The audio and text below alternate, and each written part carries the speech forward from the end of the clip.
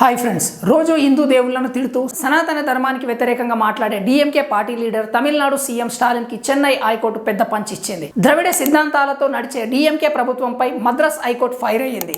హిందువుల ఆలయాల డబ్బులను ఉపయోగించి కళ్యాణ మంటపాలను నిర్మించడానికి అనుమతిస్తూ తమిళనాడు గవర్నమెంట్ జారీ చేసిన 5 ప్రభుత్వ జీవోలను మద్రాస్ హైకోర్టు కొట్టేసింది. దానికి రీజన్స్ టెంపుల్స్ కి ప్రజలు డొనేట్ చేసే డబ్బు ప్రభుత్వ ధనం కిందికి రాదని హైకోర్టు తేల్చి చెప్పింది.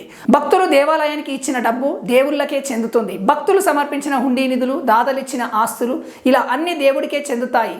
దేవుడే వాటికి యజమాని. చట్టం ప్రకారం ఆలయంలోని దేవతను మైనర్ గా పరిగణిస్తారు. అందువల్ల దేవతే వాటికి యజమాని అని justice SM Subrahmanyam, justice G Arul మురుగన్ల డివిజన్ బెంచ్ తీర్పునిచ్చింది. అలాగే భక్తులు లేదా దాతలు ఇచ్చిన డబ్బుని, ఆస్తులను దేవాలయాల ఉత్సవాలు, డెవలప్మెంట్ కి మాత్రమే వాడాలని మద్రాస్ హైకోర్టు చెప్పింది.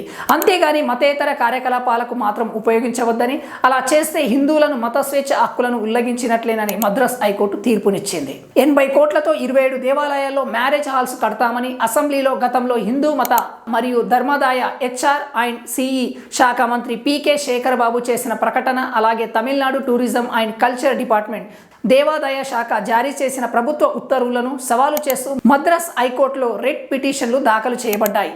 హెచ్ఆర్ మరియు సిఈ చట్టంలోని నిబంధనల ప్రకారం దేవాలయాల డబ్బుని లేదా ఆదాయాన్ని మ్యారేజ్ హాల్స్ కట్టడానికి వాడే అధికారం ప్రభుత్వానికి లేదని పిటిషనర్లు వాదించారు. ప్రభుత్వం స్పష్టంగా హిందువుల పెళ్లిళ్ల కోసం కళ్యాణ మండపాలను అద్దెకు ఇస్తామని చెప్పినందున అవి పూర్తిగా బిజినెస్ లాగా పనిచేస్తాయని వారు వాదించారు. అందువల్ల ఈ ఉత్తర్వులు తమిళనాడు హెచ్ఆర్ మరియు సిఈ చట్టంలోని సెక్షన్లు 35, 36 మరియు 66లను ఉల్లంఘించాయని వాదించారు. దీంతో మద్రాస్ హైకోర్టు ఈ తీర్పునిచ్చింది. వీడియో పైన అభిప్రాయాన్ని కామెంట్ రూపంలో తెలియచేయండి. Thank you for watching video.